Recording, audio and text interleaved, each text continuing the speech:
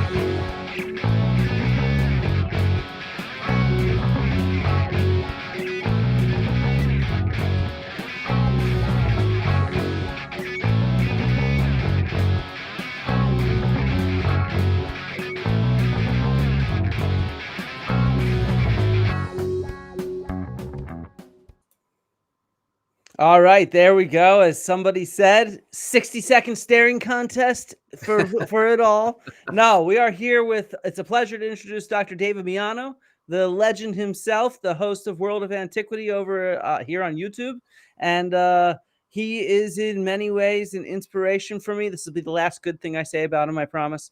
We got to get to the blows in a second, but he's an inspiration to me as a fellow scholar who has made his way into this, rough and tumble YouTube realm, and he does an amazing job. And yeah, I have nothing but respect for you, David. It's a pleasure to have you here. Thank you for having me on. If you recall, we've done one other stream together a long time ago when you were on my channel. Yeah, that was before I even thought about doing any YouTube. I was just posting a couple teaching videos at the time just for the hell of it. And yeah, that was a lot of fun too. Yeah. That's how we met, I guess. I mean, we'd interacted on Twitter and whatnot before that, but yeah, I think that's how we sort of met. A lot has happened in the meantime, though, huh? Yeah, a heck of a lot has happened.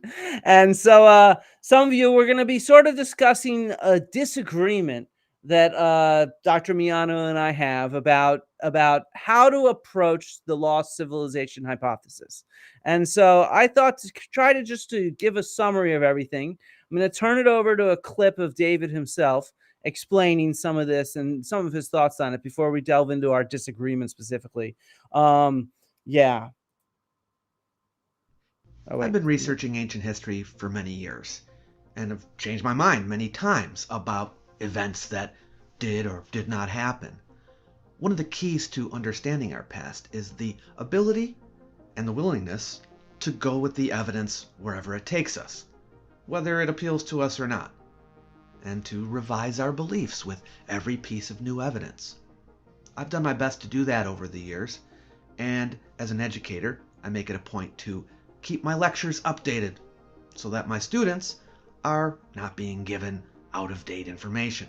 Some people claim that there are anomalies that don't fit into the mainstream narrative about our past.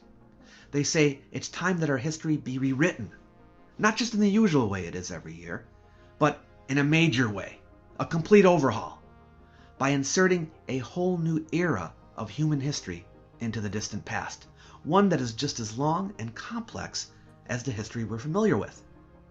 I refer specifically to the proposal that thousands of years ago, before the ancient empires we know so well, before ancient Egypt, before the Sumerians, there was an advanced civilization, perhaps even greater than the civilizations we're familiar with, smack dab in the middle of the Stone Age. But that we've missed it because it was so thoroughly destroyed in a terrible cataclysm that practically no record of it has been left. So David, you made that video, a few years ago now? Yeah. And obviously new findings have been published, and you say that you are open-minded and you revise your opinions in the face of new evidence. Do you still not believe in a lost civilization? I still do not believe in a lost advanced civilization in the Ice Age. Yeah. There we go. I also do not believe in that, so we agree so far. But this is where we're going to get a little spicy, and I want to warn you, man. Like, you've seen me debate before. I bring the heat, okay? And so Bring it on. Like, this is what happened after my debate with Graham Hancock, and I hope some of the people watching will do something similar. Here we go. Meme the debate, guys, because you know the memes are how we live. There are some good memes from the Hancock debate. This is another one, and then my personal favorite, this one right here, which just somehow captures everything about it. So I hope we see some good memes after this. But the crux of our disagreement, I mean, as we'll hear in a second, we've had this disagreement since before the Hancock debate even happened on approaches. But you came at me when you did your debate review, and you were like, Flint, you handled this thing wrong. So let's introduce what I apparently did wrong. I don't think I did anything wrong. So let's see. Let's see what everybody thinks. So here's what I did, and then we'll hear David's response. I brought guns to a gunfight. So what did Graham bring? In advance, we'd set it up so that we each had the chance to prepare 3 different sections to present evidence during which we should not interrupt each other. Mine were filled with facts. My introduction that explained how 21st century archaeology works, and my 2 main disproofs of Graham's theories that I focused on later. When we think about archaeology today in the 21st century, we're thinking about big data sets and trying to analyze them statistically and understand the kind of patterns they put together. So I really want to focus on Ice Age coastlines, evidence from Ice Age coastlines and excavations, underwater evidence from the Ice Age, things like that, these areas where he says that archaeologists don't look, but we are looking, and what we find is the ephemeral traces of hunter-gatherers rather than some sort of advanced civilization. My second thing I'd like to focus on is food. We now at this point have millions of archaeobotanical remains, so seeds from ancient civilizations and ancient societies all over the world. And I want to sort of show you how we understand domestication as a process. And we can see where it happened in real time, in real space, the sort of evolution from a wild plant to a domestic plant, because that counters Graham's idea that the civilization introduced agriculture. It was not an introduction. It's something that happened in a real space. And we'll track how we can see humans taking control of the reproductive life cycle of these plants. Graham, however, took the path of an idiot. He prepared 3 presentations that included no archaeological evidence. Very clever for an archaeology debate. His first... So that, of course, is how I dibbled Graham Hancock. And so I want to be very clear. I personally believe the evidence we have disproves such a lost civilization. There's Tavro. 1 second. Got to give him his mandatory pet. So this is where David disagrees. And here is the crux of his disagreement. Does not exist. Notice here he uses the word disproofs. In preparation for the debate, Flint reached out to a number of scholars for tips and strategies and information that he could bring to the table. And one of those people was me. We had a good discussion, but one of the things I remember is that Flint said he was planning to disprove Graham's claims. And I remember telling Flint that I don't think it's a wise idea to try to prove a negative. I mean, how can you say for sure that something didn't happen? Why not just take the position that Graham's thesis is unsupported by the evidence, or that the evidence makes the existence of a lost advanced civilization 12,000 years ago improbable? I thought that would not only be easier, but that it was a more reasonable position to take. Trying to disprove Hancock, in my mind, would weaken Flint's position in the debate, especially because he wouldn't be giving himself any wiggle room. It would be impossible to budge an inch on any point. But I was unable to dissuade him. He planned to prove Graham wrong. So, for example, in this first section, he doesn't merely argue that there is no evidence for a lost advanced civilization, or even that a lost civilization is highly unlikely. He tries to use existing evidence to demonstrate that there was no advanced civilization. In other words, Flint is not an agnostic on this point. Mind you, he never says in the debate that he will demonstrate with 100% certainty that there was no lost civilization. He says simply that archaeologists are fairly sure it does not exist. In other words, the preponderance of evidence indicates that there was none. Let's see how well he does. Okay, so that is the crux of our disagreement. I think that we can disprove a lost advanced civilization. David here, you think there's just it's improbable, I guess is how you'd put it.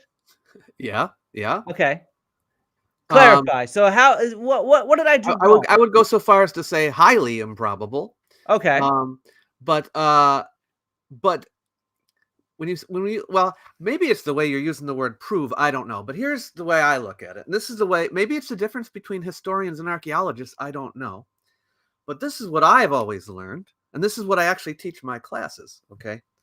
That historians cannot claim to have the truth. Okay. The truth is out there. There was a true thing that happened, right? The past happened. And we're trying to ascertain as best as we can what that is, but to claim to have the truth is going too far. Okay, just in general, I'm speaking now, and that's why historians don't. They speak in probabilities, right? This is more likely to be true. This is less likely to be true, right? This has a high degree of probability. This has a low degree of probability. That's the way to talk when you talk about the past. And I think it should be the same in archaeology, because nobody can get into a TARDIS and go back and look at it, okay? You weren't there, okay? We just have clues that lead us in a certain direction, and then we form hypotheses based on those evidences. And then, if the evidence is strong, we can say, well, that's probably happened. And I even tell my class, like, even if you read a history book or you hear a history teacher say, oh, then this happened and then that happened, just understand in your head that means it probably happened. They're not saying it's 100% incontrovertible fact, because, it's a progressive field. We change our minds. We have to update constantly. So, we have to speak in probabilities. So that's why I don't like the word, we're going to, prove or disprove, because then we're giving the impression of certainty, right? And we get accused all the time, even by Graham Hancock himself, of saying, oh, you think you have all the answers. And if we go in there saying, yeah, we do have all the answers, then we're giving the wrong impression. So that's why I don't care for that kind of language. You don't care for that kind of language. All right, we're going to need some memes after this debate for sure. So, all right. I agree with you and I disagree with you on the way you just framed that. I think that as somebody who is an archaeologist and a historian, there are things that we can be definitive of. Like, the things that we can hold in our hands, an artifact, something like this, we can say that certain ones, of course, we can say are definitively human made, because there are definitive signs that we've done experiments that show that this is how a natural fracture happens versus a human fracture, and we can definitively say that.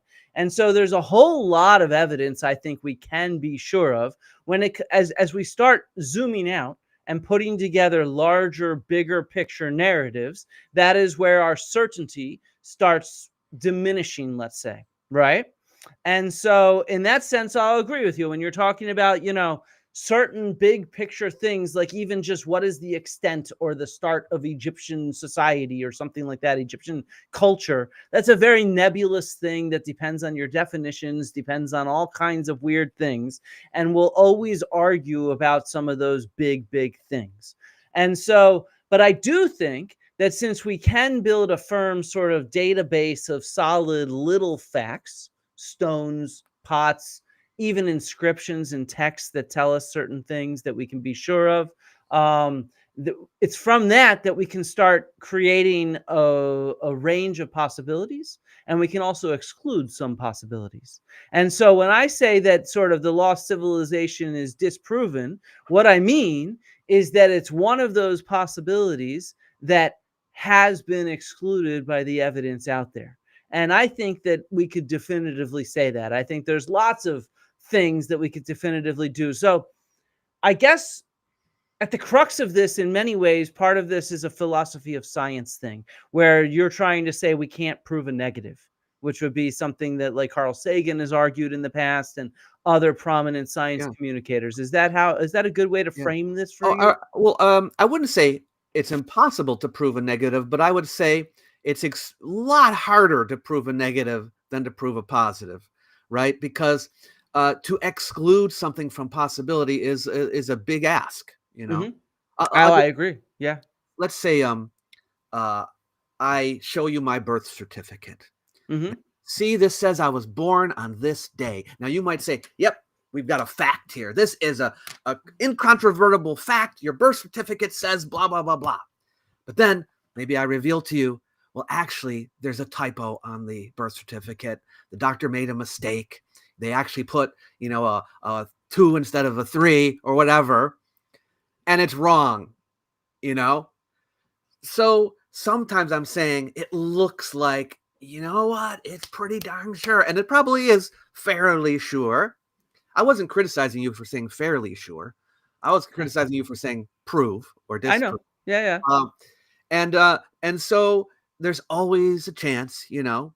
So that's why I just think it's better to just frame it saying, it's highly unlikely or it's highly likely, this probably happened. I just don't like it when we're like, I proved you wrong, look, the birth certificate. Let's think of a Um, different example. So I get okay. the birth certificate, and what your point is that sometimes when we look more closely at a specific fact, a new form of analysis can change our interpretation of it. So, a new analysis of this stone tool might change our interpretation of it, which makes sense. This happens all the time with archaeology and with history. But just to harp on the proving a negative thing, there's a famous one that's often used, which is, if I claim there's a spaghetti monster behind the moon, you can't prove me wrong, right? And so therefore, but it's such a ludicrous, crazy idea that why even take it seriously? And Okay. this is, I think, actually a really good example of this specific situation for a few reasons. One, if 50% of Americans, and let's be clear, 50% of Americans actually, a lot of polling shows that approximately 50% of Americans believe that there is a lost civilization from the Ice Age. So if 50% of Americans believe that there was a spaghetti monster behind the moon, would that be a problem? Yeah. Yeah. So that would be an issue if 50% of people, but it's something that because you have to prove a negative, it's Yeah, but I'm not saying that we should say nothing. I mean, let's say you told the world we can actually absolutely prove there's no spaghetti monster. Okay. I actually think we can is part of my point. I think if Okay, but 50% but of but but but Americans, but as far as effect goes, if I okay. said, you know what, it's highly improbable that there's a spaghetti monster, do you think me saying that would cause more harm to society than what you said? No, but I do think that with different people, they're going to be converted. Converted is the wrong word. That's too strong of a word, but they're going to be convinced by different types of arguments and demeanors. And Mhm. so when you're dealing with 50% of people believing in something that not a single scientist that studies this period or culture or whatever believes in, same thing with the spaghetti monster behind the moon. What I like about the spaghetti monster behind the moon is I actually think that if we brought on an astronomer, they could convincingly demonstrate that there's enough angles of the moon at various different periods of time to convincingly demonstrate that it's disproven. There is no But the spaghetti spaghetti, monster goes into one of the holes, and it comes back out when the cameras go. which is where we get into the idea of conspiracy theories and pseudoscience, right? Because it is convincingly disproven. And so I think that we, with our archaeological evidence, can actually convincingly disprove this concept. I think if there was even a small fraction of a chance that there was an advanced lost civilization from the Ice Age, there would be a handful of real scholars that study the Ice Age that think that this is something worth looking for. I'm not so sure about that. Um, I think I think generally speaking, scientists go with where the preponderance of evidence is. And so all of them are kind of on the side of there isn't any, but that doesn't mean that it's impossible, right? It just Yeah, but means, scientists don't agree with each other. The famous yeah, joke is if but you get 5 archaeologists in a room, you're gonna have 7 opinions. And so, well, yeah, part of but what we're but trying there to are some, do. but there are more than 7 opinions. Yes. And a lot of what scholarship is you're trying to convince everybody else that your view, your evidence, and the way you frame it is the new consensus. That is Yeah, what I know, but what I'm saying is there are people who have ideas that all of the archaeologists will reject. You know what I'm saying? Because there are more ideas than there are archaeologists. Sure, but that's true even among just archaeologists because we all have several different ideas anyway. Yeah, And but I mean, what you're saying about like, well, why do all the scientists agree that there's nothing? Well, there's more ideas than there are scientists, is what I'm saying, and they're all going to go with the most likely ideas. And if it's down at the bottom of the list, it's not going to get any scientists on board, you know. But it doesn't mean it's impossible. yeah, but I think that the reason that people and this is where it's different. If you get archaeologists or people in related disciplines, someone like Robert Schoch, for example, he thinks this is real, but he's not familiar with the archaeology of the Ice Age, and that's why Mhm. I actually specified our Ice Age archaeologists because we're situating this in the Ice Age. And you know what actually surprised me prepping for the debate is since my dad was an Ice Age archaeologist, I talked with a bunch of Ice Age archaeologists about how to present Ice Age evidence. And several of them had no idea that people like Hancock were situating something in the Ice Age. They just assumed it was all about pyramids and stuff like that, because of course that's what the Netflix show focuses on, is stuff Mhm. like pyramids and later evidence. He never even brings up Ice Age evidence to even make an argument from. He just wants to ignore it. And so even the Ice Age community of scholars is like, wait, this is a thing? Where the hell does this even come Yeah, I from? know. I totally agree. I totally agree. I, I'm not, again, I'm not. You know, when I say it's, you know, you ever see that scene in Dumb and Dumber where Mhm. where he's like, so what are my chances? 1 in 100, 1 in 1,000, you know? And she says, more like 1 in a million. And what does he say? He says, so you're saying there's a chance. Okay. That's what I'm saying. Okay. Um, Okay. But you I know, also think that, wait a second, I want to pull up a comment here, okay. which I think gets at the gist. Somebody says Miano is technically correct. Flint is correct at a practical level. And so, in a sense, part of what I'm trying to do is be honest. These are the reasons why scientists reject this hypothesis, right? It's these ice age sites, it's agriculture, it's the history of the idea from the Hmm. 19th century and earlier onwards. And so, for all these reasons, we reject this as a hypothesis, despite the fact that so many thousands of people out there believe in it. And to me, as a practicing archaeologist who works on Ice Age sites, it would be dishonest of me in my mind to say, well, you know, maybe we will consider this, because we won't. It's not only no evidence for it, there's evidence against it. We're not considering it at all I consider it. as a public communicator, but not as Yeah, an yeah, Ice as a Age public communicator. archaeologist, not as a Yeah, practicing yeah, you're right. You're scholar. right. You're right. You Yeah, I know, would that's never different. publish. Yeah, you're right. If I'm going to hit a little harder here, if you don't mind. Bring it Okay. on. Yeah. All right. So in the debate with Graham Hancock, right? One of your disproofs, Mhm. okay? And I'm going to bring up something that you made a mistake on, and that was the shipwrecks, okay? But I have a larger point here. Well, first of all, just let me No say, illegitimate yeah. scholars in the house. Oh yeah. just I mean, when you're coming at it and you're saying, I'm going to prove this wrong, and here's one of my proofs, okay? And it doesn't totally pan out exactly as you were saying it. This is what I meant by from a strategic point of view. It can harm your position in the debate, right? Now you won the debate hands down, no doubt about that. But Game what I'm over. We're saying, done. We're done. okay, but what I'm saying is, by hinging so much on that, right? And then if you don't have your everything right, this could, you know, weaken your position. And that, but the bigger point here is this, okay? It's true that shipwrecks can survive, you know, thousands, maybe even more than 10,000 years, maybe 20,000 years. It's The possible. materials from them Okay. would. Yeah. But when I say about you can't prove a negative, right? You're basically saying because we haven't found any yet, or not even yet, because we haven't found any, then they didn't exist. Now you can say they probably didn't exist. But to say that you know that there are none, I think that's going more than where the evidence is pointing. You know what I'm saying? Like, because it's an argument from absence, right? You're saying, well, I don't see it there, therefore it doesn't exist. I think that's going too far.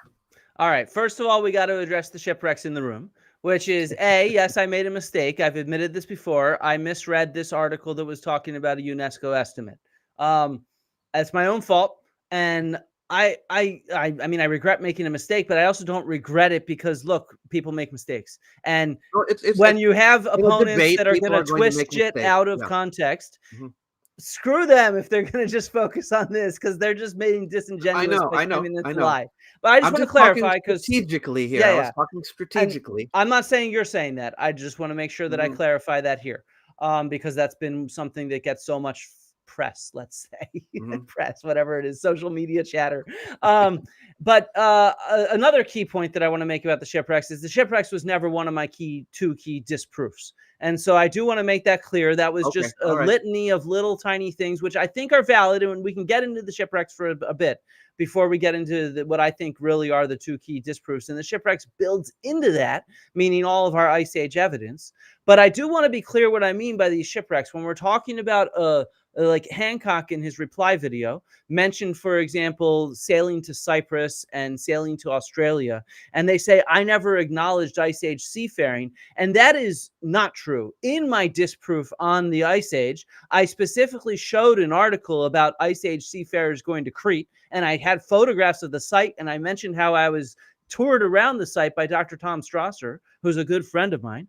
And I also, in detail, described the Kelp Highway hypothesis, which is about seafaring in the Ice Age for the peopling of the Americas. So I have been very much twisted out of context when it comes to Ice Age seafaring because I did describe those things very clearly in the debate.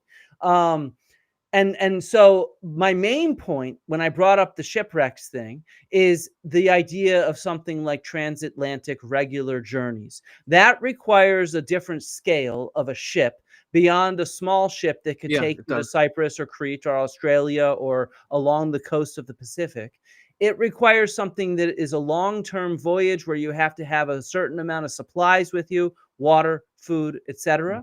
And so those are the kind of things, those are the kind of shipwrecks that should have the capability of surviving, not in every condition, but underwater in anaerobic conditions, wood, other types of metals even, and stone, of course, and other types of resources have the ability to survive in variable pockets. We have evidence of wood going back hundreds of thousands of years, well, millions, but we have human-worked wood going back hundreds of thousands of years in anaerobic environments. And then, of course, we have stone and other materials. And so I do firmly believe that if there was such a large transatlantic, transoceanic civilization, that we would have found some remnants of their shipwreck. I also firmly believe that.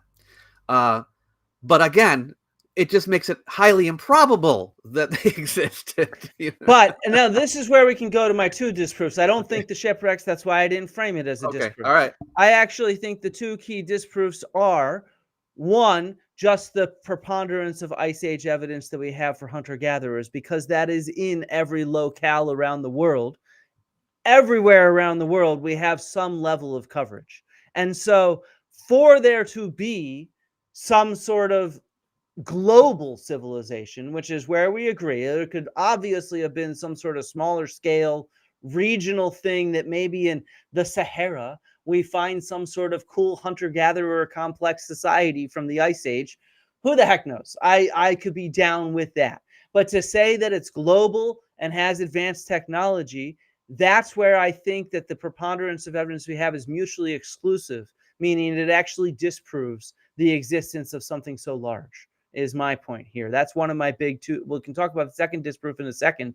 But I guess the idea is I thought for a long time before going to the debate, how do you prove a negative?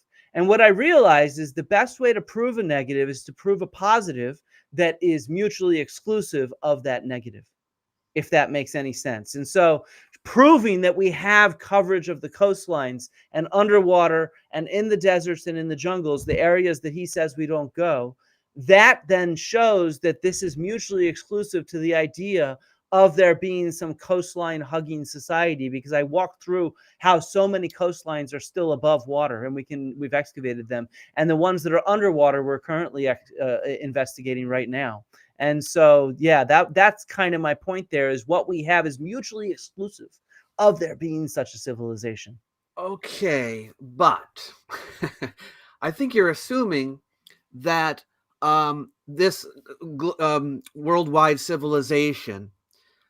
I'm a little. I've said global before, but I'm a little. Global implies that it is everywhere, and also you seem to be implying that if it's on the coast, it's like it would extend for a long way down the. You know what I'm saying?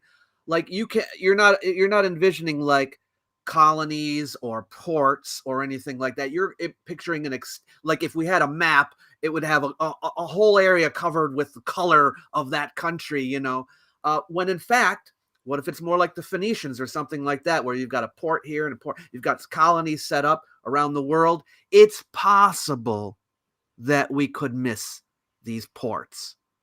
It's possible. I don't think it's likely that they exist, but in the gaps, there could be something there.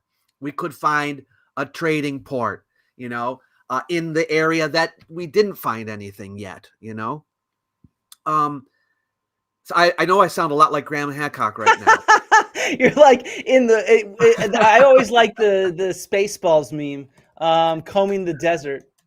You know what I mean? We ain't found shit yet. But I think it's ridiculous for him to say that in the debate. But it isn't false to say that there could be something in the missing parts. You know what I'm saying? And that's why I can't call it disproof. I mean, and so, you know, but one of the ways that this crowd of people that believe this try to make the argument that there is no evidence because it's been destroyed in a cataclysm. Part of my big goal there of showing this coastal stuff was to show that for sure is not true, because it's not destroyed the evidence of hunter-gatherers. If we have these tens of thousands of sites around the world, millions of artifacts from this very period, then it's clearly not destroying humans and the traces they leave behind throughout the fucking world. You're absolutely right. Yes. Yeah. So, okay. I want to be clear about something, because people might be getting the wrong impression here. I, as a matter of principle, believe in never, ever in any situation saying we've proved it, it's 100% true, it's a fact like this. I mean, well, fact, I might use the word fact, but I mean, we cannot say, we must always say this is highly probable, less probable. I think we should always be on that spectrum and never take a firm position on the 100% level. I guess it would be simple, similar to if I said, I don't believe in capital punishment, you know, and you said, yeah, but what about Hitler? And what about Stalin? And what about blah, blah, blah, blah. You have a great case. Okay, you have a great case. But then I would just come back and say, I don't believe in capital punishment. You know? See, but I think this is just getting semantic. I mean, if you were to ask me, do I believe 100% anything? Of course, as a scientist, I don't believe 100% anything. So I think we agree here. But to some degree, I think what we're arguing over is how to communicate to the public. And one of my big arguments is that there should be room for a diverse range of approaches. And I tend to think that scholars need to learn how to be a little more blunt sometimes. Because now, I completely disagree. Okay.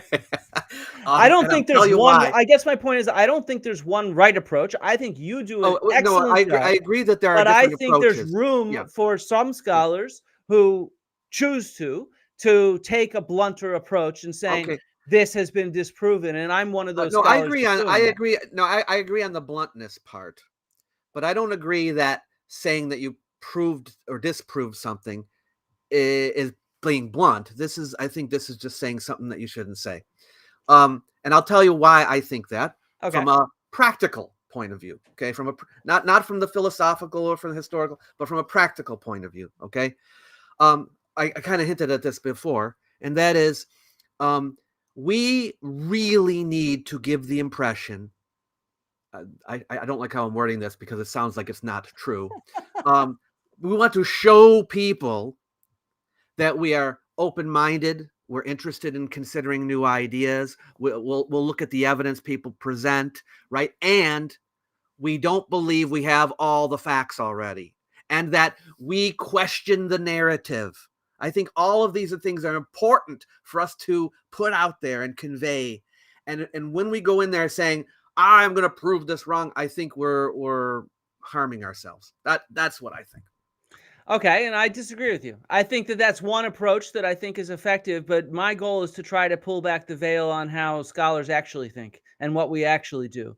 And so the way scholars actually think is we reject hypotheses all the time. Oh, I reject. And we move on. And if Yeah, we just I keep do that assessing too. it, and then, but that's not how the public views being open-minded. I mean, from a scientific point of view, it is being open-minded. Just I because know I get accused of being closed-minded all the time, but that doesn't mean I should be like, well, they're going to think that anyway, then I'm going to be. I don't. But I don't think I am closed-minded in any way. I think instead this mystery has already been solved, and we should move on to mysteries that are still waiting to be solved, which is what current research is trying to do.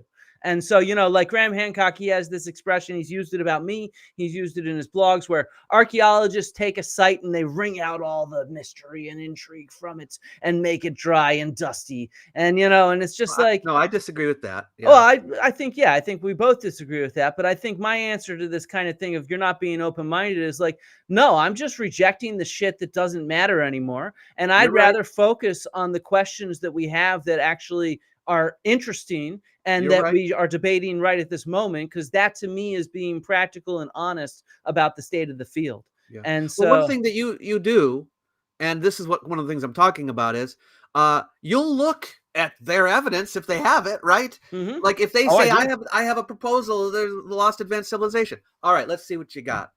You don't just dismiss it out of hand. You'll look at it and then you'll say there's nothing here, which is what I do also. So that's good. I'm not saying wait, just a quick aside. Behind the scenes, Graham Hancock and his wife Santha were so impressed that I'd read his books before the debate. They were like, they were like, wow, you actually read them. And I'm like, yeah, I did. You had to prepare, right? Which is probably what happened when he debated Zahi Hawass. Not the time he stormed off. He had a real debate with Zahi Hawass like 30 years ago, 25 years ago. And my bet is that Zahi didn't bother to read the damn books. And because you have to do your research on what you're talking about. Without a doubt. Oh, I've read Graham Hancock's books. I've seen his shows. I've listened to his podcasts. I've done my homework to understand these points, which is also why, if you notice, I don't go around talking ancient aliens because I haven't done that homework yet. And so I focus on what I have done my homework on as opposed to talking about anything. Sorry, go on. Yeah, I just wanted that aside because it's a funny story. No, it's good. Yeah. No, I mean, we're in agreement about that. I think I haven't done part 2 yet of my debate analysis, which I will. And at the end, I'm going to give you my full assessment. Okay. But I can tell I'm halfway through now. And I can tell you right now, okay, that had you approached this from the point of view of, I think that this lost advanced civilization idea is highly improbable and has no evidence to support it, you would have a higher score from me than the approach that you took. Okay. Now I'm going to tell everybody he won by a lot. I mean, that's obvious. Okay. But you would have won by more, I think, had you approached it that way. See, but this is where I think a diversity of approaches is good. I've come across lots and lots of people that have said they have been convinced away from pseudoscience because of you and your approach, right? I've gotten lots of your fans or people that were sort of pulled out from pseudoarchaeology because of you. But I have also gotten the same thing myself. I have gotten every single day since that debate. I have had anywhere from 1 to 20 comments from people that are saying, thank you so much for that, because you've opened my eyes to real stuff. And so this is where I tend to think that when it comes to science communication and history communication and stuff like this, I tend to think that there's no one right or wrong approach. I tend to think that your approach is a really good one. I also tend to think my approach is a really good one. I tend to think that many of the other approaches we see out there are really good ones. Do you And the like more Professor Dave's voices, approach? huh? Huh? Professor Dave explains. What do you think? I think his approach works with people. I've had people come on my channel and say they got convinced out of Hancock because of the way his video was. Oh, really? And Okay. yeah, I've had a Okay. lot of those recently since that video came out. Sometimes I think people are preaching to the choir already. Like they're just making red meat for their own people who already disagree with Hancock or something like that. And that for someone on the fence, they need. I don't know. I don't know if the complete blunt approach works on them, but maybe it does. I don't know. I think that it works, like I said, different people, like some people, when they get insulted in that way, they sort of realize, oh shit, this is really stupid. And they realize that. Other people, on the other hand, when they hear those kind of insults that Professor Dave slings, they're going to get very defensive. And so I don't know. I just, that's my impression, is some people, that kind of really blunt insult sort of comic approach, which is how I categorize Dave. He's an insult comic, essentially. And I think that opens some people's eyes. I think for a lot of people, it is preaching to the choir. But I have heard personally from people that have said, I believed Hancock until I saw Professor Dave's video about your debate. And so, okay. Right. and yeah, and this just goes back to my point that I think there's room for a lot of different approaches. And I tend to think that both with science communication or public scholarship, let's say, and with skepticism, meaning trying to address conspiracy theories and pseudoscience and stuff like that, I think we need to stop thinking that there's one good approach. I made this point when I was at QEDCon, for example. It was sort of, I never even considered myself a skeptic. I'd never even heard the phrase. I thought that skeptics were people that were skeptical of the science until I went on Rogan, or a little beforehand. And then I started to learn about what skepticism is. And I was like, part of my problem that always grated me was that everybody tries to argue for the approach you're taking. And to me, it's like, I think we need to be a little more diverse in our approaches. We can't just think that there's a one size fits all to how to communicate this kind of stuff. You probably have a point there. I do know that one thing I suffer from that Professor Dave probably does not suffer from is that by trying to be more polite, people say I'm condescending. I bet you he gets called condescending all the time. You think he gets called condescending? I think we all do. I don't know if you come out strong like that. Maybe it's just like, well, it's beyond that. I don't know, but I get. If anything, I think he's more condescending. Talking down to people, I think he's more condescending because of that. Maybe. So yeah. but yeah. So look at that. We got some people that say they got converted by Professor Dave. So there you go. Yeah. And some people say David Miano. It's like, it's different people, different approaches. And I think that we need to think of this as a big tent. And we don't have to agree with all of each other. That's not the point. We still should maintain our own voices and our own approach, because it'll hit different people. But I think the idea is we definitely need to build up this kind of ecosystem and promote each other and support each other, because especially in today's world with all the ignorance that we face and the aggressive attacks on science. I mean, God, the stuff that I get is just appalling. It's unbelievable what's out there now. Yeah. It's just insane. And it's just things that you would never think, Yeah. Oh, really? Those people are just saying that right out, Yeah. Oh yeah. Yeah. I just saw some of the review of that debate with Mehdi Hassan, and it's just I know. I'm a fascist. And it's like, okay, everybody's saying, well, fascism. Well, there you go. There's fucking real fascists right here who are very open about it. And, I think that this is where I think we need to convince. And that's also part of my point, is we need to convince different people to speak up. We need to convince more of us to speak up. And it's during a period where it's much more challenging to speak up because of the onslaught that we get. And I don't know, but some people sort of say to me, the other argument is the best way to reach people who believe in pseudoscience and conspiracy is you need to get people who know them, that can appeal to their emotions and their identity and stuff like that, which I agree with. But from seeing the comments you get and the comments I get, what we're doing also works by presenting real facts. I can't help but think. Well, I think you had him on, Brent from Dare Call It Conspiracy, and I think he was saying, it might have been on your show, that one that he thinks the best way is to befriend people, Yeah. because they need a personal connection. I mean, if you see an element of like they really want to know, you know what I mean? Like some people are closed off, but a lot of people, they're willing to talk about it. You know, if they're willing to talk about it, you know, maybe you can sway them by because they need a personal relationship or connection to kind of make them feel, because when this is how the world is now, people have these bubbles, you know, and they're Yeah. like, this is my group of buddies and we all think this, you know, and this is my group of buddies. It's tribalism, right? So someone's not going to just give up an idea that the entire tribe believes, right? But unless they have another tribe they can go to, you know? Yeah. No, I think Yeah. that makes sense. And I think what your point about the bubbles actually was part of my goal, because there's been this traditional way of approaching this kind of lost civilization. And you're one of the top proponents of how to go about it, but Milo as well, Milo Rossi and Stefan Milo and stuff like that. And what I really wanted to do when I prepared was to try to present an argument that would come out of left field to a lot of the audience. And so part of that was to make a stronger stance of being disproofs.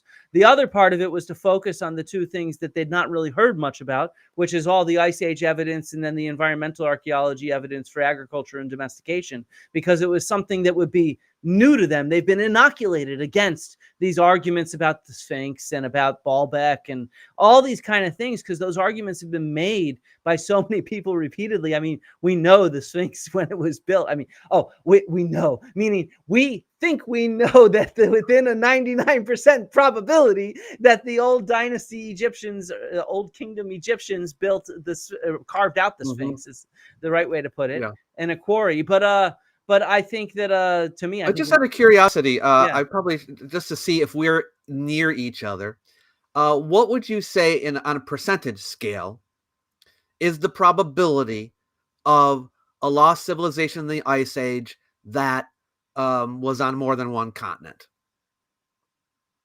You mean like, does Asia and Europe and Africa count as a single continent? And how do you? So Okay. there's a All right, lot well, of there's a lot of issues okay. here. Yeah, How do we because define it depends on continent how A? strong their claim is. Yeah. B, how do we define civilization? As I started off that debate, not many scholars really Yeah, use you're that right. term anymore. Well, And I mean, I want to Hancock make. was really walked it back in the debate, like way back. I know, He's like, I'm shamanism. not saying it's an empire. I'm just saying they knew longitude and they traveled around. Which you need metal for. He doesn't even say metal, right? He You says need that to make a chronometer. Oh, like a compass or something, right? Well, so what it is it's two accurate clocks. Mhm. Super accurate clocks, which is how you calculate longitude. And so this is something Ooh, that that's a really good- annoys me. yeah, that's a good point. Oh, if you would have thought of that during the debate, it would have been great. I know. But that's a good point. You need metal, don't you? To as far as we know, or you need GPS systems or something like that, like satellites. Yeah.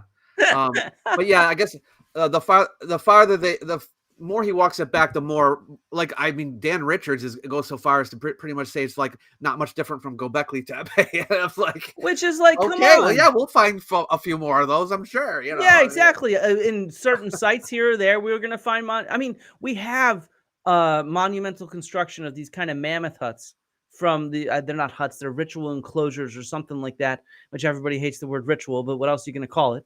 And we have these monumental structures built out of mammoths from the Ice Age, from deep in the Ice Age. So the idea that, and you've covered the Natufians in a video that was addressed to Graham Hancock about this kind of stuff. And so the idea that, like, we're not going to find earlier evidence of architecture. We already have really early evidence of architecture. We are, yeah. You know, so. Yeah.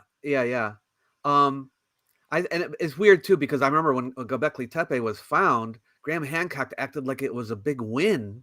I know. But it's not even from the Ice Age, and it isn't. And it doesn't have agriculture there. And it's not even related to the nearby cultures and societies. It was a new culture and society, the Tash Tepeler culture, which they're now investigating and are now have a better sense of because of when archaeologists found it, it wasn't like, oh, we got to change the whole narrative. I mean, we updated our narrative to but it wasn't like it ruined everything, you know, or anything like. But what I'm saying is, so if there is another Göbekli Tepe found somewhere else, Yeah, they're going to there claim will it be. as another big win for some reason. You know what I mean? I find that so funny, especially like after my videos, like describing with the archaeologists that work there how it was built by hunter gatherers, and people are like, no, it was farmers, and it's just like, what are you talking about? We have what they ate. Like, what are you talking about? It's just, and that's the other thing is we're never going to reach everybody because some people just aren't listening at all. They don't want to listen. They're not going to listen. And that's just life. And that's also where the variety of approaches is maybe the best way to hit different people.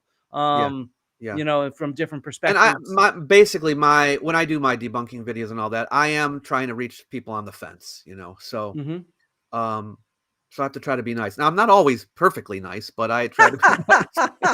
You can be a jackass too, I'm sure.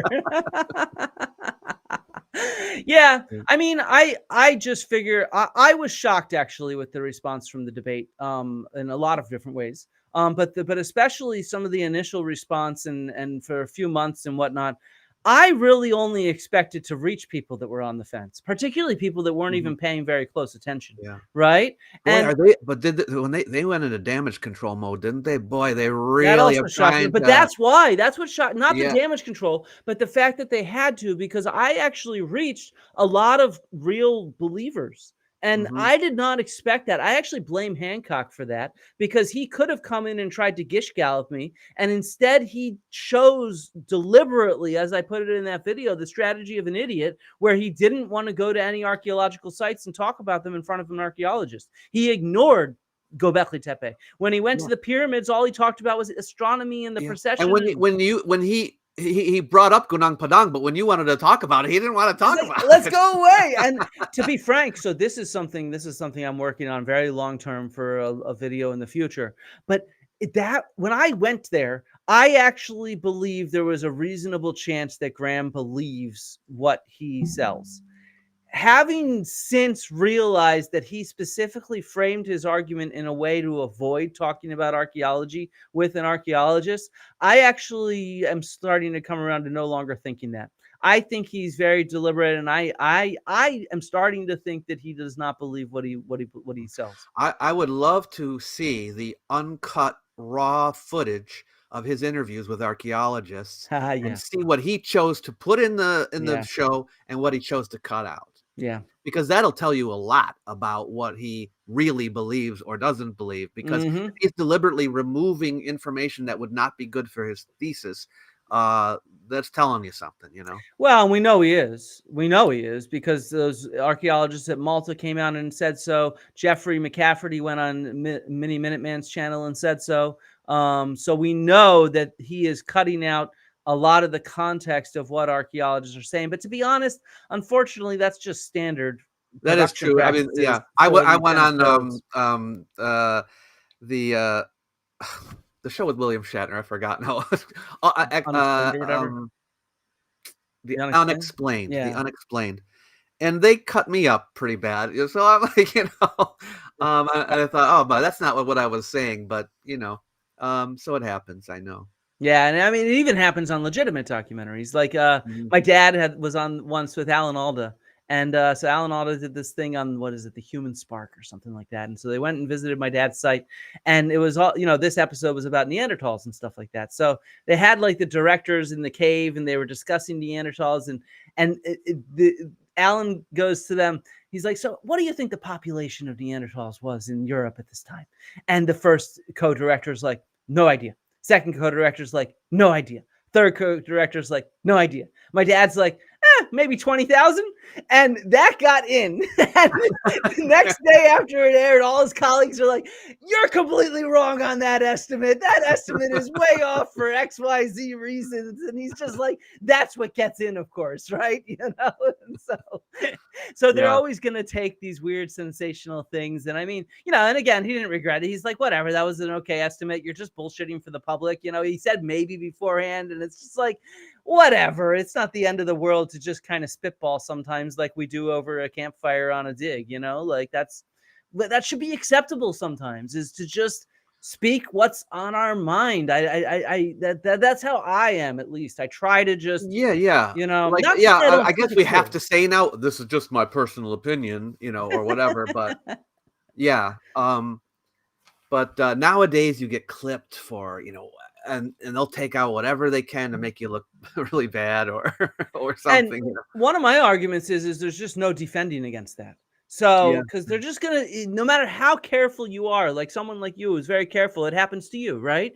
And Mhm. so, with someone like me, it's gonna have it happens all the time, as we know too. And so, my argument is like that's just the world we live in. So, if we overthink that, then we end up not being able to say anything because we hedge everything so carefully that we cannot communicate a clear point.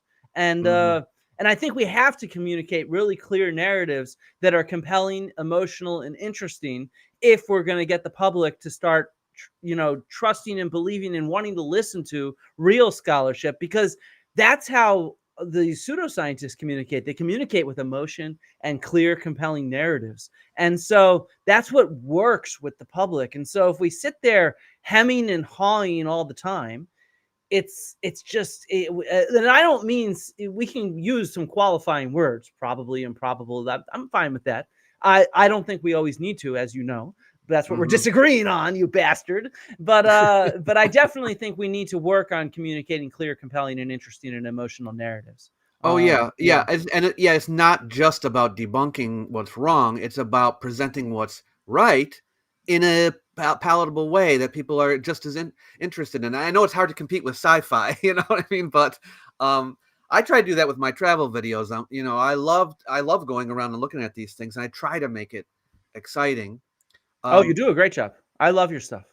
I think, but I those wish I videos don't could do get it. as many views as I my know. It's debunking videos. It's So. such a shame. I've noticed that with your channel. I noticed that with my channel. I noticed that with a lot of people's channels, and other podcasts not on YouTube or whatnot. And it's like it it's such a real shame. We live in this world with all this pseudoscience, and a lot of people are hungry to try to put out, to they want to listen to why pseudoscience is wrong, rather, is the right way to believe. Mhm. And these are people that are on the fence. These are people that believe in pseudoscience, and these are people that believe in real science.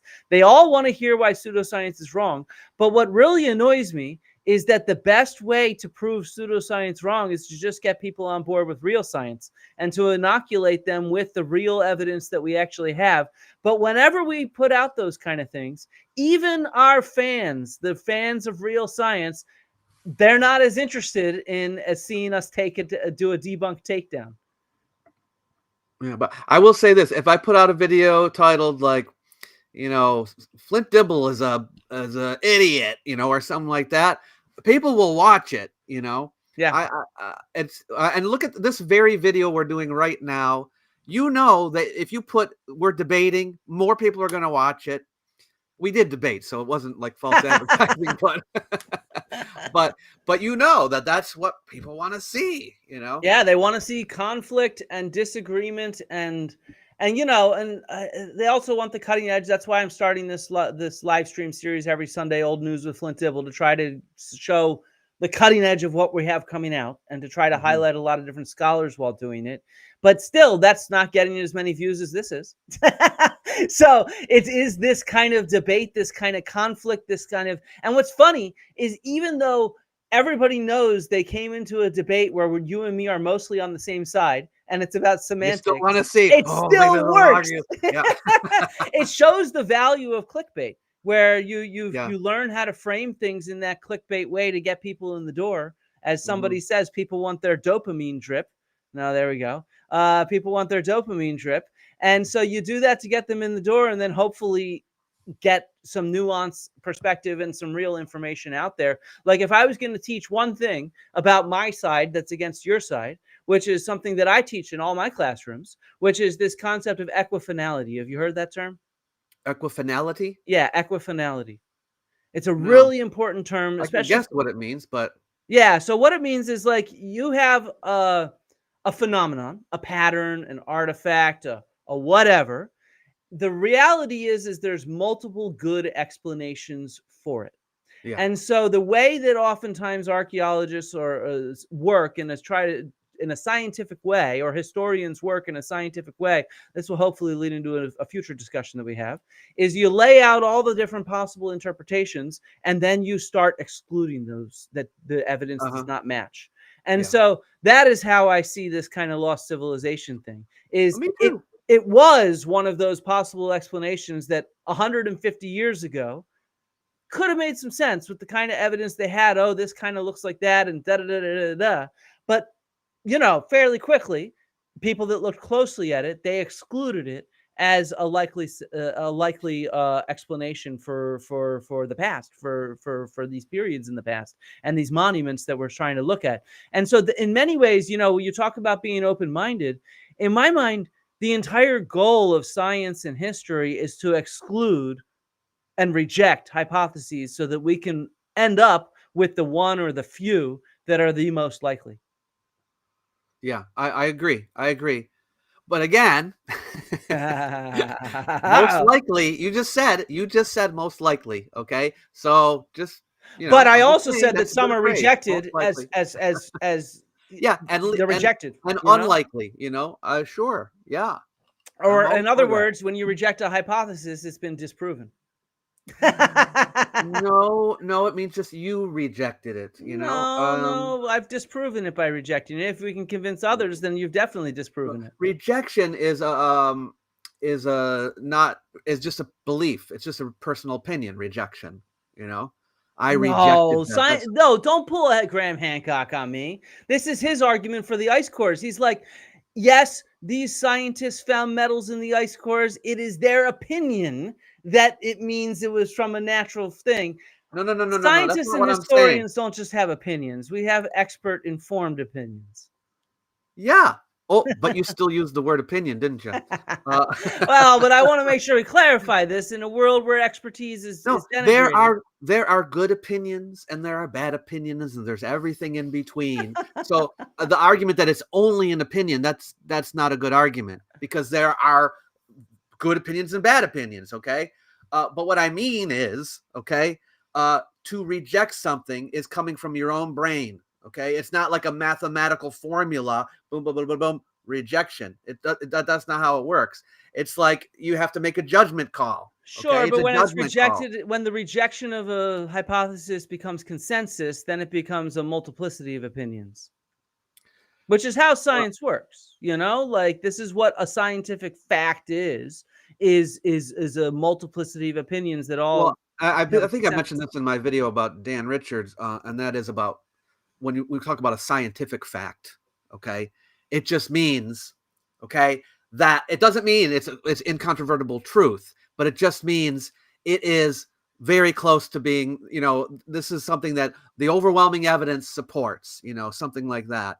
But it doesn't mean a 100% true statement. Okay. Yeah. It just means means all the evidence points in that direction, So there's something else I want to bring up. This reminds me of another big argument that I have here. And when you look at the history of archaeology, like the history of the discipline itself, and when we think about it in that kind of Thomas Kuhn paradigm shift type way, right, where we really revise our understanding of something, I actually don't think, for example, Göbekli Tepe really did that in the way that most people on YouTube argue. It really did not completely revolutionize our understanding of the history of humanity. It showed that hunter-gatherers could build amazing monuments, but to be honest, we already had evidence of that from Poverty Point, for example, in North America.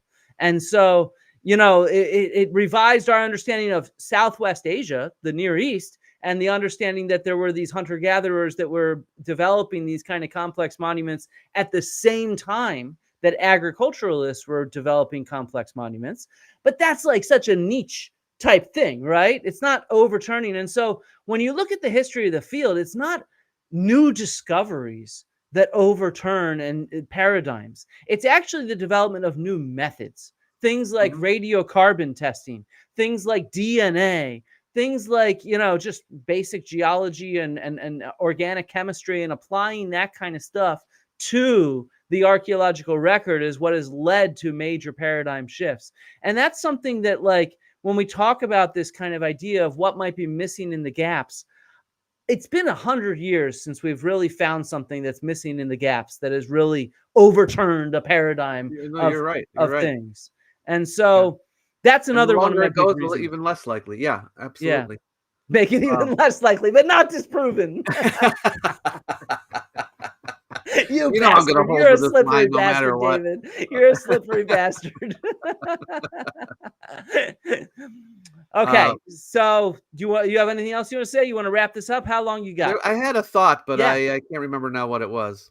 But I always have thoughts. But I know what I was gonna say. Yeah. About hypotheses. Okay, and I Mhm. think this is one of the problems that the alt history people have, and maybe people like them, where they're saying, well, we just have a hypothesis that we want to test, that's all. That's fine, okay? But scientists don't believe their hypotheses until after they test them, right? If you believe your hypothesis is true before the testing takes place, there's something not scientific about that, okay?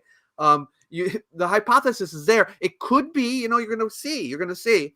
But and sometimes, I mean, maybe even some scientists are guilty of being too invested in their Of course, hypotheses, right? scientists are people. Meaning they do kind of want to believe in it, but they're not supposed to do that, right? You're supposed to believe in it after you've tested and it looks like the evidence is supporting it, right? Not before. And this is the problem. Like, if you already believe in a lost advanced civilization before you found sufficient evidence for it, then there's a problem. Okay. Yeah. Yeah, no, I agree. And I also want to clarify that the way that scientists test their hypotheses is by rejecting the null hypothesis, which is other hypotheses in a sense. And so that is always how it works. That's what our statistical tests are designed to do. If we have quantitative data, that's what the concept of equifinality and laying out the range of possibilities and then rejecting those that don't match the hypothesis. That's always how we decide upon the hypotheses that we see as likely. And in many ways, I'm more keen on using the term disproven or rejecting a hypothesis than I am to say that something is proven, if that makes any sense. That does make sense. Though there are that it also depends on what. I just saw a comment which I want to highlight really quickly on that, where somebody says, I'm not so sure Göbekli Tepe was built by hunter-gatherers. They could have been a pastoral society and built that monument on their summer grazing grounds. I think that we can prove with beyond a shadow of a doubt by the legal definition or scholarship definition or scientific definition that Göbekli Tepe was built by hunter-gatherers, because if they were a pastoralist society, You would just see. said prove, by the way. Yeah, but that's what I'm saying. That's what I'm saying. For Okay, certain yeah. things, we can prove it, because certain things, in this case, the bones of the animals that we have are gazelle. And we have the isotopes from those gazelle that show their migration patterns. And we have the seeds that show that they're collecting wild plants. And so we know that they're not pastoralists because we know what kind of animals and plants that they're eating. They were hunter-gatherers. That has been proven because we have thousands of remains of their food. Let me ask you this. How do you falsify an unfalsifiable hypothesis? Well, I think in some cases, as I brought up with the spaghetti monster behind the moon, and I think even with the lost civilization hypothesis, I don't think some of these things are unfalsifiable given our current state of knowledge. Our knowledge about astronomy is so much more than it was when that spaghetti monster was first proposed, that I think we probably, I'm not an astronomer, so I don't actually know, but I imagine we probably have enough visuals on the opposite side of the moon at the same time that we have visuals on the side that we can see that could disprove the spaghetti monster. And I think at this point, particularly within the last, say, 30 years, the data set of archaeology has grown exponentially because of construction laws and because of efforts by archaeologists and new technologies, that we really do have coverage pretty much everywhere. Now, the level of coverage is variable. I'm not trying to deny that, but we do have some level of coverage pretty much everywhere on the planet, beyond like the deepest ocean and Antarctica. And so, unless you're going to argue that this was certainly makes it highly improbable. But I think in that sense, it's been falsified. It's been rejected as a hypothesis. But Hancock put so much effort into making it as unfalsifiable as possible. That is true. Another sign that he doesn't believe in it is in my mind. Yeah, and I think it is. I mean, I often call it an unfalsifiable hypothesis in many ways, and so this is why I think you can't really falsify it. You know. But I think that the reasons he uses for it being unfalsifiable they themselves can be falsified, like this destruction obliterating all traces. Well, then why do we have hunter-gatherer camps and footprints and stone tools and animal bones? Like, you know, kiss my ass if that's not being destroyed. Well, it didn't hit there. It only hit the dozen colonies of this civilization. Right. Yeah. I think in one of my videos I call it one magic fireball or something like that, because it only targeted the advanced civilization. It only targeted that. And so, but I agree with you. That to me is a big tell for Hancock that I am starting to come around. This is this video I've been working on. It probably won't be out until the fall or winter because I want to get it really right. But I am slowly collecting. I now have 10 or so. We've hit 2 of them. 10 strong reasons that I think he does not believe what he's arguing. And this is another one of them. He spends so much more effort trying to make his argument unfalsifiable than he does looking at actual evidence. And that to me is a telltale sign that he doesn't really believe it. Instead, he's just trying to gird it up against criticism and to inoculate his followers to criticism, is what it tells me. That's a strong tell in my mind. Anybody that's just working on trying to make it unfalsifiable, you're not legit, man. You're not legit if you're trying to do that. Definitely. Yeah. But is it falsifiable? I personally think on a scientific level it is. Then it's been firmly rejected by the field and will continue to be. Well, I agree with that last part. Yeah. I reject it too, you know. Yeah, you do. I have a gotcha clip. But that doesn't mean it's disproved because I reject it, you know. I have a gotcha clip. Here we go. Let's play the gotcha clip. But I also have reasons against a lost advanced civilization. Reasons why I think it is improbable. First, the complete lack of archaeological evidence for it. Now, some might say, there's a ton of archaeological evidence. The Great Pyramid, Pumapunku, Baalbek, etc. But all the archaeological evidence just steals from existing archaeology. It takes stuff. I really want to highlight that point. I think that's such a good point. Is it really does just steal from existing archaeology? And I call that artifact jacking. Yeah, that's why you use that term. Because I would think of that as looting, artifact jacking. And but you mean that? That's what I mean. You used that term before, and I was like, "What do you mean by this?" Like, I think you called Dunker Dan. I call him an artifact jacker, and that's what I meant. He doesn't have any stone vases, but okay. Yeah, I meant taking artifacts from one civilization and using it for your own civilization, you know. Yeah, that's an interesting way. Yeah, but I think at that point, that's something, and that's something that really has always bugged me. It's one of the reasons I first started speaking up about pseudo-archaeology is that artifact jacking. In fact, yeah. Okay, sorry, we can continue. That has already been firmly dated through several lines of corroborating evidence, and believe me, I've checked, and just claims it for its own theory. Give me a new discovery, a new city, something that isn't sitting in the midst of somebody else's culture. Well, what about Göbekli Tepe? It's not from before this presumed comet impact, so how does that count? It doesn't. So then, it all falls back on the argument that the cataclysm wouldn't have preserved anything. That also I find hard to believe. We have an archaeological record stretching all the way back through the Stone Age, etc. But none of it anyone could move inland. But the primitives, 12,000 years, advanced cultures being found. This is what I want to hear. Advanced cultures form on the coast, and primitive ones. There we go. A big deal has been made of human genetic material recently being found that connects South America with Australia, but this does not point to contact between many parts of the world for a long time. We should have evidence of a considerable amount of genetic mixing, and we don't. The evidence points very clearly to notable genetic isolation. Then there is the complete lack of genetic or archaeological evidence for crop domestication and animal domestication, besides the dog, from those times. In fact, genetics is very clear that there was no livestock before the Younger Dryas period, nor was there genetic manipulation of plants. You can't have an advanced civilization without agriculture. These reasons lead me to the inescapable conclusion not merely that the evidence for a lost advanced civilization in the Stone Age is lacking, but that it is improbable that such evidence will ever be found.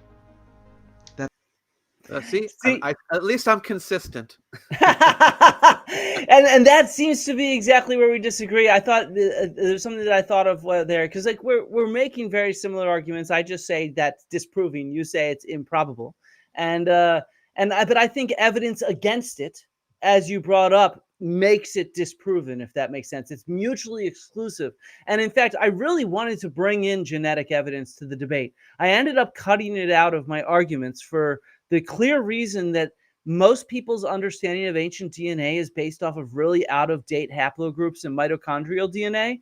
And I didn't want to have to deal with the Gish Gallop that I figured that Hancock would bring in, if that makes any sense, which is why I cut that out, because I thought and then I'm just not well versed in the history of DNA. Well, you still went 4 hours, so I mean, yeah, I it was still like, at 4 hours. I mean, I had some stuff ready. I had a long phone call with Jennifer Raff, I think the day or 2 days before I went on Rogan, from the hotel room. I was like, you got to make sure that I'm ready to deal with Hancock on this shit.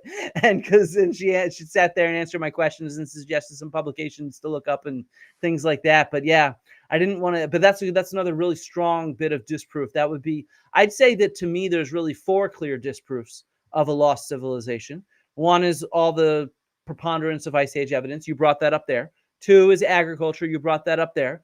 3 is DNA. You brought that up there. 4 is one that I don't know if it was in that video. If it was in the middle, so I didn't look at it. I mean, I saw it a long time ago, but I didn't look at it just now. And that is the history of the idea. The history of the idea also demonstrates to me that it's. I did not do that in that video. In that video, but you have it other times, of course. I've done a whole video about Ignatius Donnelly. Yeah. know.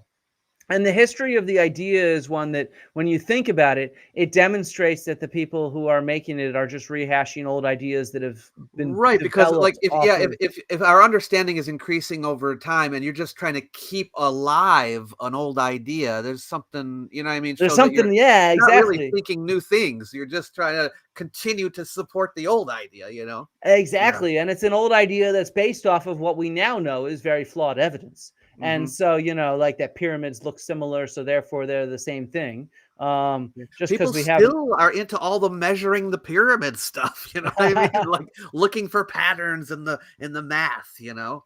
which is just like insane. I just always have to show this meme when we bring this up that David Anderson created, because look, just because things look similar, they're totally different. I mean, if you want to go into math, I saw, where was it? Very recently, it was Zahi Hawass Piers Morgan. Piers brought up that pyramid math that I worked really hard to debunk during my debate, you know, like that 420 type thing. Oh, and yeah. and Zahi is like, I don't know. And it's just like, man, those numbers can come up with anything. The reality is, if you want to link it to a processional number, you could do it with any number out there. It's not that hard. Yeah, there's somebody who did that in a book like from the 60s or 70s. I might even have it on my shelf somewhere.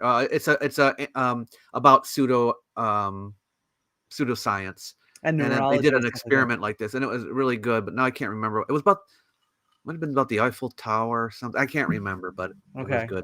I mean, that's one of the keys for anybody out there is when people do these kind of complex numerical similarities or relationships. That's what math is designed to do, to find relationships between different numbers. So if you want to find a relationship between X and Y, you can figure it out and then plug and play. And so, you know, that's just what algebra does. And so, you know, like we all learn algebra. And so linking any sort of number to the procession, that's really not that hard to do. It's really easy to do. And so, you know, it's one of the, who knows? Hancock didn't come up with this processional math, so I'm not going to blame him. But anybody that believes it should recognize that this is really simple to do. And if you want, go see one of my Joe Rogan videos, because I replay that numerology again, where I link it to 420 and 69, and I show how Joe even. And if you don't like the cubit, you can change it to meters or whatever you want, and it'll still work. Because multiplication, and that was actually my first idea, is that maybe it was units. It actually doesn't matter because it's multiplication. So that's true. But what I mean is, like, there's this new one now. It's not that new, about how the speed of light matches the number of meters. It's just ridiculous. And then the people from the BAM videos are arguing that the Egyptians actually had the meter. Jesus Christ. Yeah. So even though it's a complete human invention from the 16 or 1700s, yeah. But anyway, it's been a pleasure, my friend. It has been. We have effectively disproven the lost civilization, and I hope everybody makes memes about me trouncing David Miano in this debate. Well, I find that highly improbable. All right. Wait. Oh, shit. I had one question that I needed to read, I thought, from my patrons. Oh, okay. Because I always, whenever I have people on, I ask them for questions. And I meant to pull that up, and I totally forgot because I was recording the trailer for this weekend. Where is it? Oh, come on. Oh, there we go. Andre. Correct me if I'm wrong, but in science, a negative is a result. In this case, proof there is no lost civilization. We've sort of covered a bunch of that. A negative is a result. Yeah, but this, I although archaeology is very scientific, okay, we're not talking about the same kind of disproof that you'd use in science, not in what we call hard sciences, right? It's yeah, especially when you're talking about whether something existed, in the past, and you're saying, well, no, it didn't exist. How how is that falsified, that something didn't exist? You can say probably didn't exist. Well, we're back to where we started, but no, and I'd actually disagree with how Andre put it. I don't think science works as he framed it, where he said in science a negative is a result. I think what he's trying to say is that when you run an experiment, you sometimes get results that don't relate to your hypothesis or match your hypothesis or something like that. And so a lot of people end up not publishing those results because they aren't sexy, right? You get these you get inconclusive results. What we call that is the null hypothesis in many ways, where you've not rejected the null hypothesis. Yeah. If I'm reading them right. Commenter Jason Bell says we should call it infinitely improbable, like Hitchhiker's Guide to the Galaxy. That's an interesting one. I'd call that disproven, but infinitely whatever. Improbable. Yeah. And that also, there's a comment I got when asking some of my members. It's not a question. They say you can prove a negative. It just takes a heck of a lot more evidence than proving a positive, which I think makes some sense to some degree. Yeah. Okay. Well, David, it was an actual honor to have you on the channel for the first time. Hey, thanks for having me. I know you have a cameo in some future video that we still need to finish. You hate us for that? I made a fake commercial for one of Flint's videos. He still hasn't put it up yet. I know. We might actually end up waiting on this video until it's closer to my book coming out because it relates so well to the book. Okay. All right. But thank you all for joining us. It was awesome. Love and archaeology to everybody. Rhymes and riddles, tickle, giggles, squiggle, jiggle, fiddle, Flint on Dibble. Rhymes and riddles, tickle, giggles, squiggle, jiggle,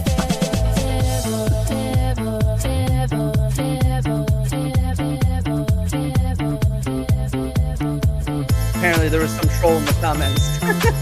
Someone named Nathan. So one of my mods must have booted it. Where'd this song come from? Yeah. Oh, R.M. Brown made it. But he was mocking me, but then he ended up